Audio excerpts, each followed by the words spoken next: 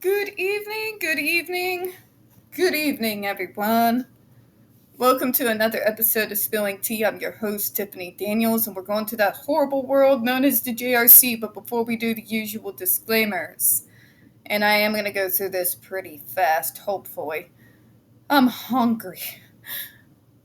In the description box, you are going to see the link to the article that the Judge Rotenberg Educational Center, doesn't want you to read. It is written by NeuroClastic, a small non-for-profit started by Autistics for Autistics, wherein they surveyed over 900 ABA professionals in regards to the JRC's so-called behavioral modification program. Matter of fact, the JRC doesn't want you to read this article so much they have threatened NeuroClastic with a defamation lawsuit if they do not remove it from the website. NeuroClastic has refused. So, you know the drill. Please, folks, like it, love it, read it again, and share it on all your social media. We also have NeuroClastic's public statement on the matter in regards to the defamation lawsuit threat, as well as their GoFundMe. We are crowdfunding just in case the JRC has the balls to see through with their threat. We also I can't talk. We also have the Agape boarding school links in there as well. The Agape boarding school situation is in regards to a boarding school based out of Stockton, Missouri. It is Christian themed to turn those rebellious teenage boys around. Now, they have currently 19 pending lawsuits against them, including such claims as sexual abuse, psychological and emotional abuse, sexual abuse, and starvation, among many others. So please go to those links. We also have linked in there their change.org Shut Agape Boarding School Down petition. You're also going to find the pertinent links to the Stop the Shocks campaign, including Hoya's massive archive on the subject, the templates, and the ever-present self-explanatory change.org Shut the Judge Rotenberg Center Down petition. When we discuss the JRC, folks, you're going to hear vivid descriptions of and catch clips of surveillance footage of peoples with disabilities being tortured and abused. You got young children present, please use your headphones, alright? Also, we curse. We use profanity on this channel. We even yell and get a little bit rowdy sometimes. So, if that's not your cup of tea, please don't ignore the situation because of your preferences. Please see the links in the description box and hit pause on that video, okay? Thank you. I appreciate it. It is 4:36 in the afternoon. My brain is melted. This day was awful. Awful. Awful.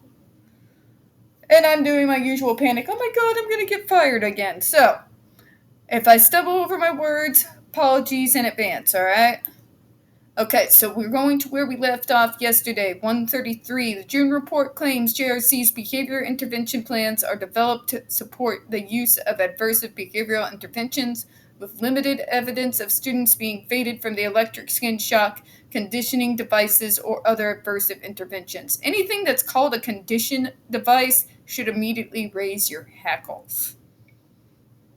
I'm sorry, parents, but I'm going to be blunt with you.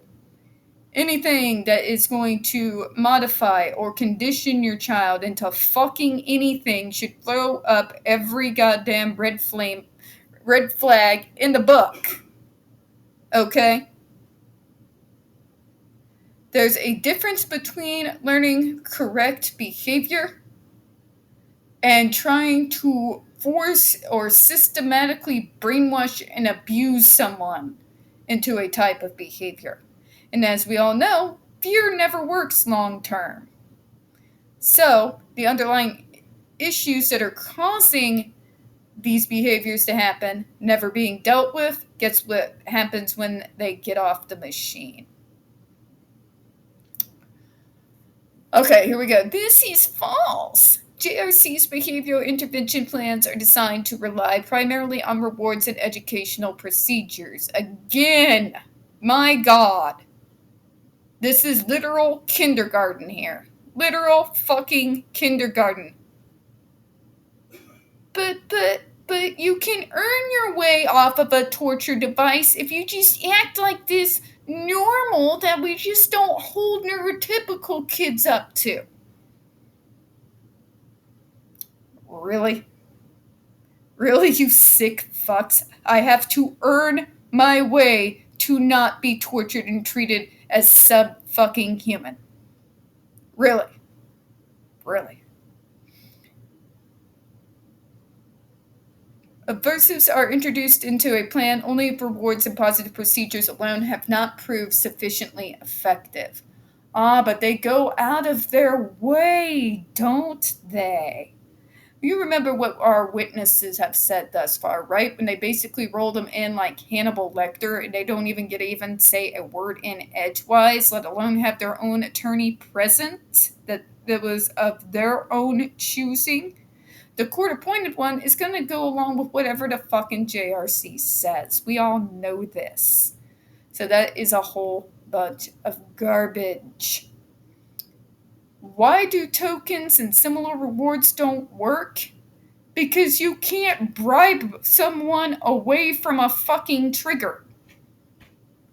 Are you on crack? But if you just behave, it's this idea again, it's ABA written all over it that this is willful behavior, but get something. These people don't understand us.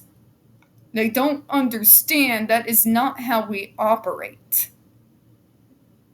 I don't want your fucking attention when I'm at my worst. I'm not trying to get something out of you. I'm not trying to manipulate you. That's that ABA garbage that they basically shove down parents' throats from get-go. That's not what's going on. But if you get a reward, you stop. You ever hear of distraction? It's real simple. Sometimes it's a trick that I use if I feel like I'm going into meltdown and I have like maybe about a 30-second window. You try a distraction, right? Works for about a second. Unless somebody drags you back into the problem. Because, yeah. They keep saying, but it's not effective. Of course it's not fucking effective. Because you're still not dealing with the root issue. And as long as that root issue remains undealt with properly, that behavior will probably recur again. Matter of fact, without threat of violence against them, it's more likely to pop up again sooner rather than later. But let's go through their garbage, shall we? Once an aversive has been introduced as a supplement into a student's treatment program, I hate the supplement. They're trying to use these words that lull you into a safe sense of security, which is garbage. A supplement is a fucking herbal pill, okay? It is not fucking skin shock. It is not the same as me taking ginkgo biloba in the morning to help sharpen my mind for work, okay? Not even remotely the same. There is a natural fading process that then takes place. As the behavior responding to the effectiveness of the aversive occurs less and less frequency, the aversive is used correspondingly less and less. When the problem behavior stops occurring entirely, the aversive is, of course, no longer being delivered as a consequence. But the underlying issue is still there, isn't it, JRC? Matter of fact, if they have one student that they have faded entirely off of it and remained off of it, that only tells me one thing, folks. That student is really fucking good at masking. That's it. Because the underlying issue is still fucking there. Okay? Because it's not getting dealt with. Because they've convinced themselves it's just a teaching-seeking behavior. They want something. Not necessarily, Karen. In addition, every single student with whom we use aversives is faded from those aversives just as soon as her or her behavior permits. It shouldn't be used in the fucking first place. If we don't use them on animals, what in your right fucking mind makes you think it's a good idea to use on human beings? If the NSED review team had asked the JRC staff, oh, here the fuck we go again, the staff could have pointed out to the numerous examples of students who were started fading for the process, were in the middle of the fading process, and had completed the fading process. We are unclear as to what the reviewers are referring to when they state that JRC does not fade its students from other aversive interventions because the GED is the primary aversive used at the JRC. Oh, let me tell you. Let me give you an example. You remember those two boys, right? Circa 2016. They were both completely faded from the device. That prank call had them drag them in and shock them over 72 fucking times. Don't give me your garbage GED about your GEDs. They shouldn't be used in the first place. What you should be doing as people providing both education and medical care is doing the logical thing, finding out through therapy what the root issues are that are causing behaviors and provide reasonable accommodations, coping techniques, whatever needs to be done to deal with those. Because you know what happens when you do that, JRC? It's like fucking magic. All of a sudden, the behaviors don't happen quite as often. Amazing, isn't it?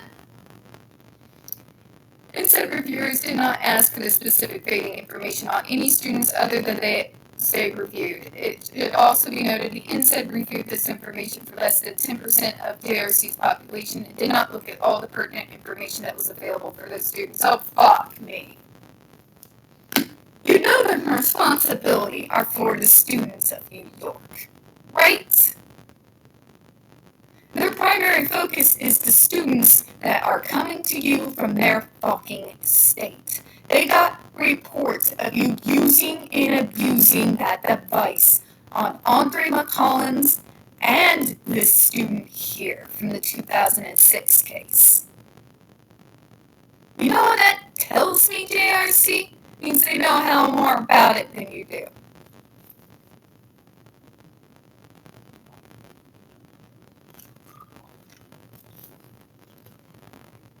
Matter of fact, folks, is they are constantly monitoring, staring at these kids, waiting for them to fucking break so they can slam that device back on.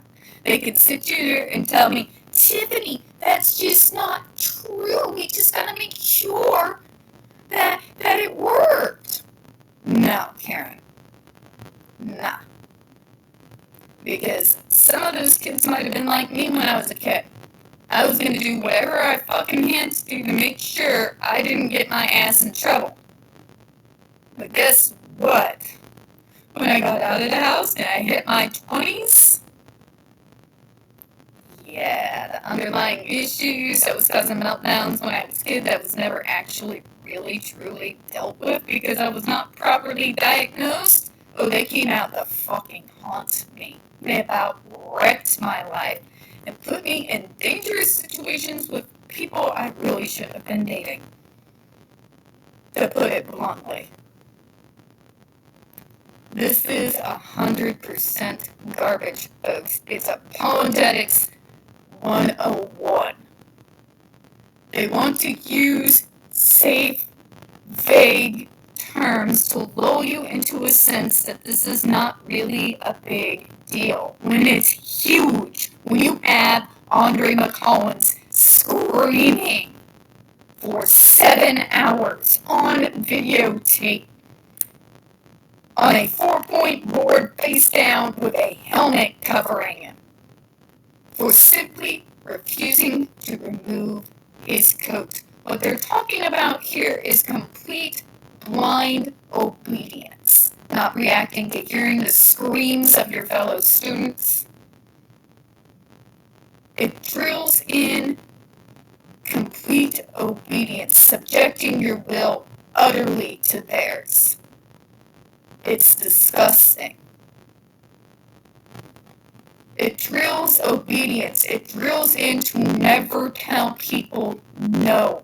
They are grooming them to not just be their victims, but be victims of other people they encounter out in this fucking world. They treat these kids as subhuman, and then they're surprised when some become more violent. You treat anyone like an animal long enough, and that's what we're gonna fucking become. Okay? We are not subhuman. We're not trying to get anything from our behaviors. That would make it a conscious choice on our part. It's not. And on that, folks, I'm going to close out before I lose my shit. You can never justify the damage you have done to these kids. You had 6 dead students' blood on your hands, JRC, and I will never back down from that. Now I'll go ahead and close out. We don't get very many views on this channel. The few that we do get get removed from time to time. So please don't forget to hit the like button, hit subscribe, and don't forget to hit the comments. I do appreciate your time this evening. As always, we hope you have a good one. Fuck you, JRC, you victim-blaming sons of bitches. Bye now.